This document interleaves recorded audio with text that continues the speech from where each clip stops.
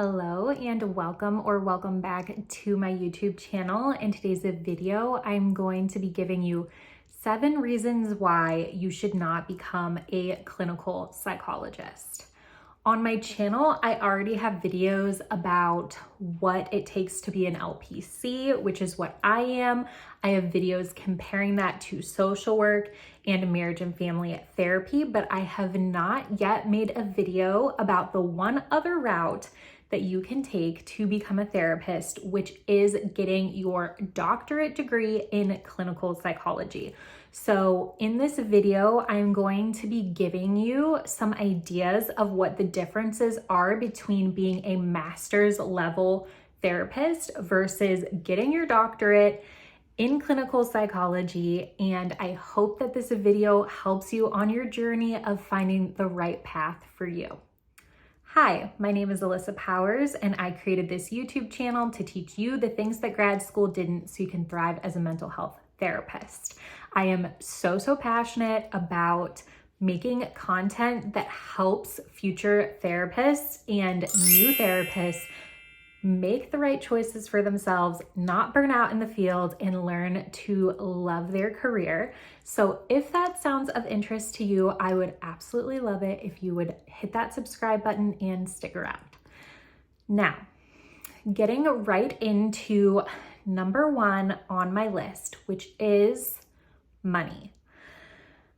The number 1 reason I think that you probably should not choose to be a clinical psychologist is the amount of money that you make as a doctorate level professional is really comparable to what you can already make as a master's level therapist. So hear me out. If you are someone who wants to work in private practice as a therapist, you get to choose your own rate that you are charging, especially if you work for yourself. What the research I have done shows is that clinical psychologists only charge marginally more per hour than therapists who are maybe social workers, LPCs, or MFTs. And the truth is, they're choosing those rates. So there's no reason if you want to make $200 an hour that you can't charge that as an LPC versus a clinical psychologist can also charge $200 an hour. All you need to do is find the clients that are willing to pay that rate. Now, I do think that there is some extra validity to saying that you're a doctor, you have your doctorate. I totally understand why I think it's a little more common for people with their doctorate to charge slightly more right off the bat. I think that gives an added layer of confidence, and I do think it's just more common after you've put in all that extra time in school to want to charge a little bit more. But looking at the average median income of a clinical psychologist, it was like around $80K to $100K a year. That's extremely comparable to what a master's level therapist is already going to make in private practice. Of course, that depends on a million factors of how many clients you see, if you accept insurance or not, and all of that. So yes, this is generalized, but I think clinical psych might be one of the lowest paid doctorate degrees out there.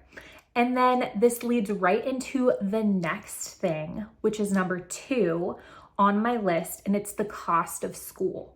So you pay, I would say, around triple the amount in tuition getting your doctorate that you would getting your master's degree.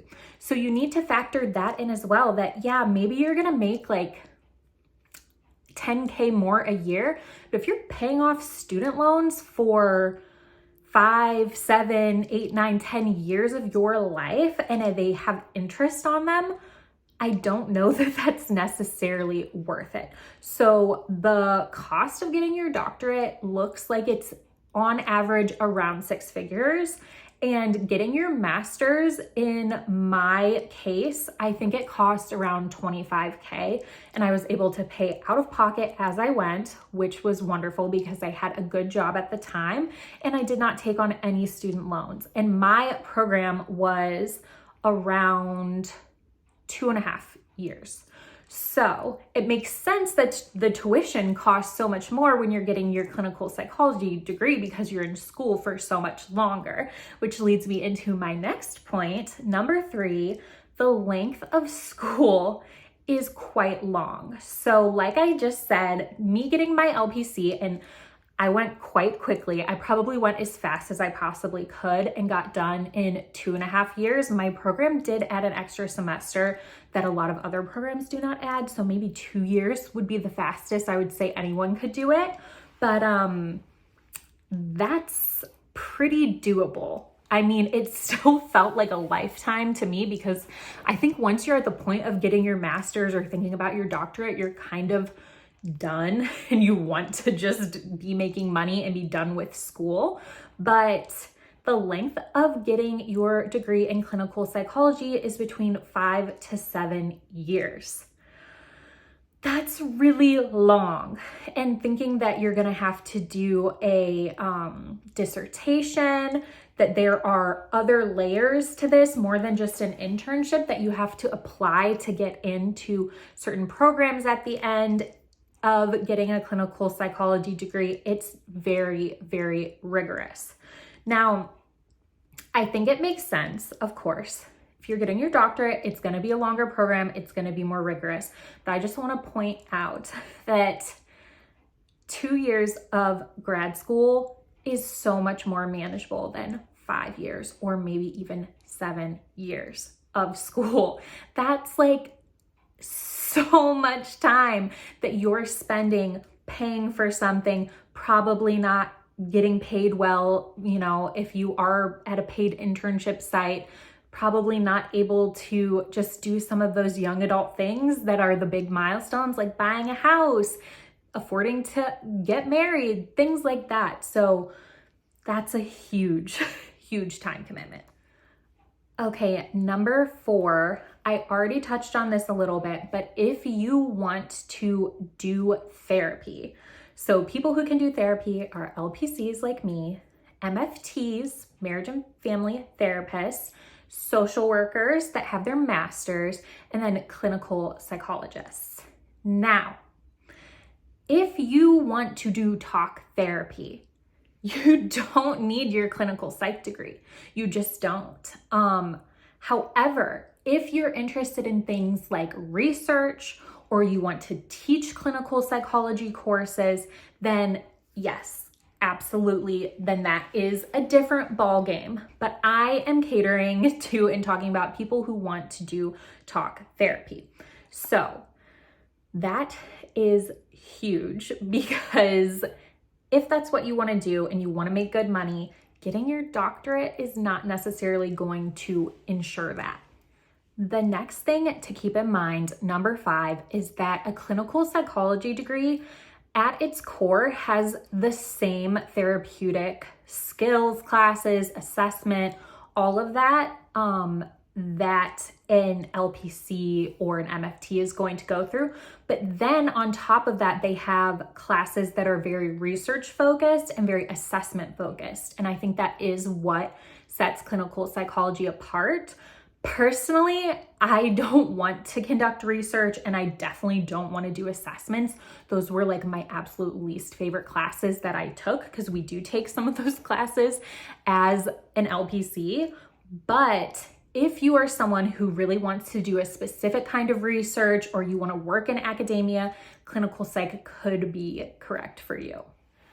Number 6 is that programs are much more competitive. I work with young adults and college students in my private practice, and I have had multiple clients going all these different paths. I've had clients that are becoming LPCs. I've had clients that are in clinical psych programs. And what I can tell you is that clinical psych programs are much more competitive. They are often only taking a very small number of students. You might have to apply to a ton of schools and then go wherever you get accepted. It's definitely more rigorous in terms of that. Whereas, at least in my case, going to a state school for something like clinical counseling, it was not hard to get in. the GPA requirements were like 3.0 and above. You needed to interview, you needed to submit all your documents and just show that you had a general interest and empathy in people. But a clinical psych program, you might need to move, you might need to apply to a lot of places, and you might get rejected. And then the last thing I wanted to touch on is that if you want to teach in academia, just know that unless you specifically want to teach clinical psychology courses, you do not need a clinical psych degree. If you have your LPC, I have multiple friends in the field that are adjunct professors that teach a class or two on campus. It's not very lucrative. You definitely only do that if you are passionate about teaching, but just know that you don't have to have your doctorate to be a professor. If you want to be like a full-time tenure track professor, then yes, you probably do. And I know for people who get their doctorate in the clinical counseling program, the only thing that enables them to do that I wouldn't be able to do is teach. So if you want to teach someday, that is something to keep in mind, that there's also a doctorate version of what I have done, which is getting my LPC, and it doesn't enable you to do anything other than just also teach courses in academia. So hopefully this video helped you.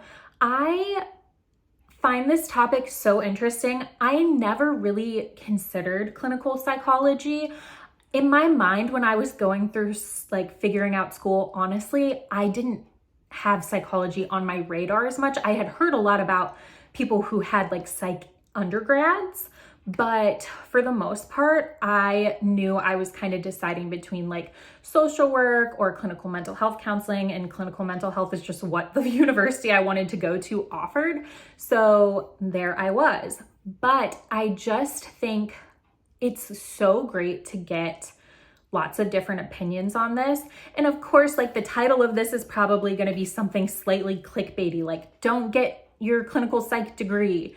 But in actuality, it completely depends on what you want to do. If you are someone who's really interested in research, then by all means, this could be the correct fit for you. But there are tons of videos online from clinical psychologists who work as talk therapists that say they regret getting their clinical psychology degree, that they feel that they're underpaid, that they feel that their student loans are extremely overwhelming, and that they just know that this didn't really set them on a different path than they could have already been just getting a master's degree.